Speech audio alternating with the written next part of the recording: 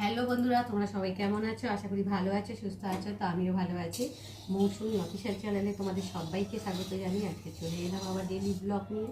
তো আজকে ব্লগে করব চিংড়ি মাছ দিয়ে, কুমড়ি শাক দিয়ে, আলু দিয়ে, ঝিঙে দিয়ে পাতলা, হালকা পাতলা ঝোল এই গরমের মধ্যে। তো চলো, তেল দিয়েছি, এবার দেবো নুন,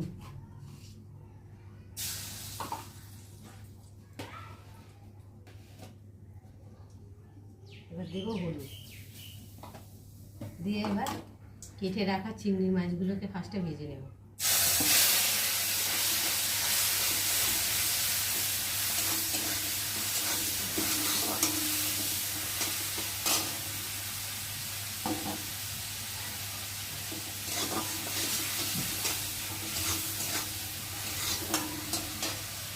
আর এখানটায় যে ঝিঙে আর আলু কেটে নিয়েছি,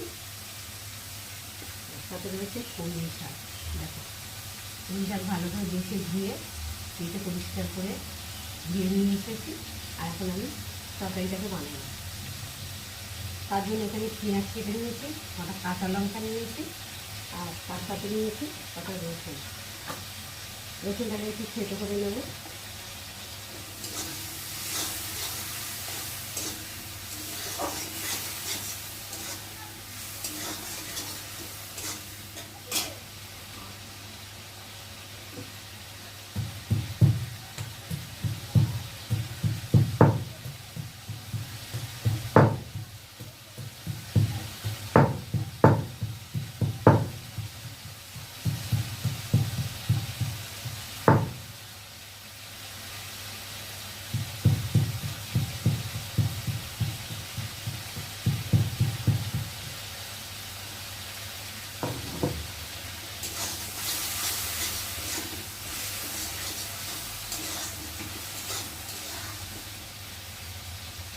চিংড়ি মাছ থেকে সময় থেকে জল থাকছে, বেশি সময় লাগবে ভাজবে। যাই হোক, এখন ভাজা হয়ে গেছে, আর এখন আমি তুলে নিচ্ছি।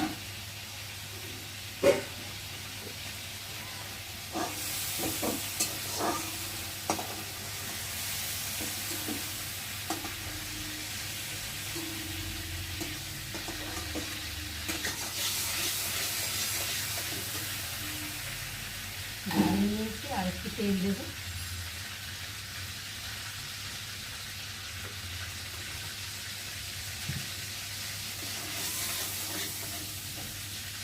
তো রান্না করতে তো কী করবো, রান্না করবো না ঘেমে এদিকে অস্থির হয়ে যাচ্ছি।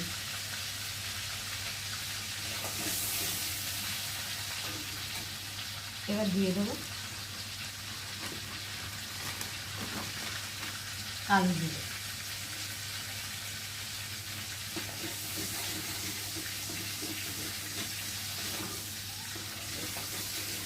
জিরেটা একটু ভেজে নেব, আলু জিরেটা।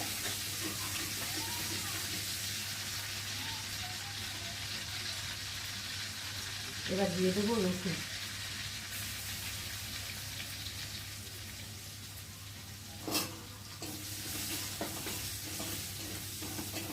রসুনটা একটু ভালো করে ভেজে নেব, না হলে কাঁচা একটা গন্ধ বেরোবে। একটু লাল লাল করে ভেজে নিলে তো রসুনের গন্ধটা চলে যাবে। এবার দিয়ে দেবো কুচানো পেঁয়াজ।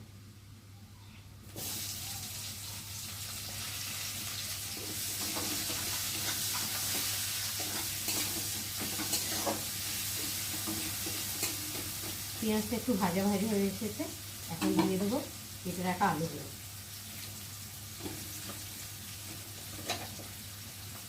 ঝিঙেটা পরে দেবো, ঝিঙে দিলে তো জল ছেড়ে দেবে, ওই জন্য ঝিঙেটা এখন দেবো না, তাহলে আলুটা ভালোভাবে কষাতে পারবো না। একটু লাল লাল করে কষিয়ে নিলে তাহলে খেতে ভালো লাগবে। আর ঝিঙে তো জল, বুঝতেই পারছো, ওই জন্য ঝিঙেটা পরে দেবো, আলুটা আগে ভেজে নেবো।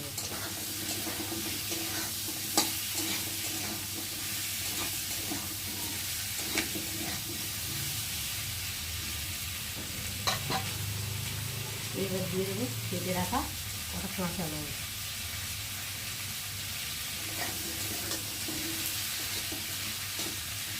তো বন্ধুরা দেখো, আলুগুলো বেশ লাল লাল করে ভাজা হয়ে গেছে।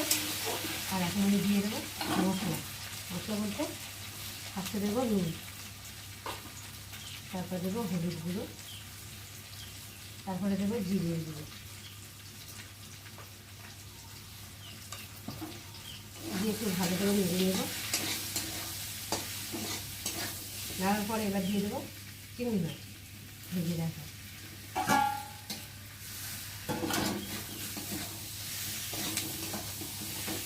দেখো মশলাটা একটু ভাজা ভাজা হয়ে এসেছে, আর দিয়ে দেবো কেটে রাখা ঝিঙে গুঁড়ো।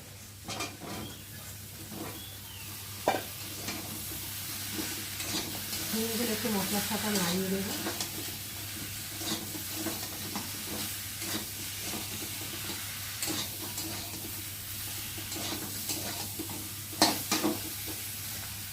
এবার দিয়ে দেবো কেটে রাখা কুমড়ো শাকগুলো।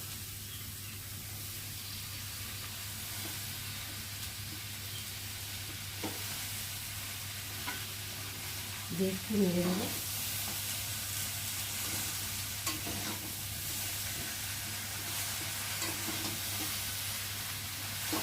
শাকটা অনেকটা হয়ে গেছে তো, ওই জন্য একটু ঢাকা দিয়ে শাকটাকে কমিয়ে নেব, ভেজে যাবে ঢাকা দিয়ে। তো দেখো বন্ধুরা, ঢাকা দিয়ে দিয়ে বেশ ভালোভাবে কষানো হয়ে গেছে। আর শাকটা দেখো ভেজে কমপ্লিট হয়ে গেছে, আর সুন্দরভাবে কষানো হয়ে গেছে, দারুণ একটা গন্ধও ছেড়ে দিয়েছে। আর এখন আমি পরিমাণ মতো জল দিয়ে দেবো।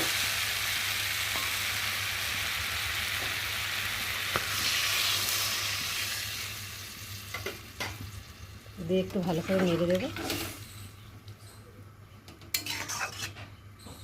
দেখো বন্ধুরা, আমার কমলি শাকের ঝোল হালকা পাতলা তৈরি হয়ে গেছে। আর কেমন হয়েছে তোমরা কিন্তু অবশ্যই কমেন্ট করবে, আর ভালো লাগলে লাইক কমেন্ট শেয়ার করো। আর আমার চ্যানেলে যদি নতুন হয়ে থাকো চ্যানেলটাকে সাবস্ক্রাইব করে দিও। আবার দেখা হবে তোমাদের সাথে অন্য কোনো ব্লগে। ততক্ষণ তোমরা তোমাদের খেয়াল রাখো, তোমরা আমার চ্যানেলটাকে সাবস্ক্রাইব করতে থাকো, আর আমি এদিকে ঢালতে থাকি।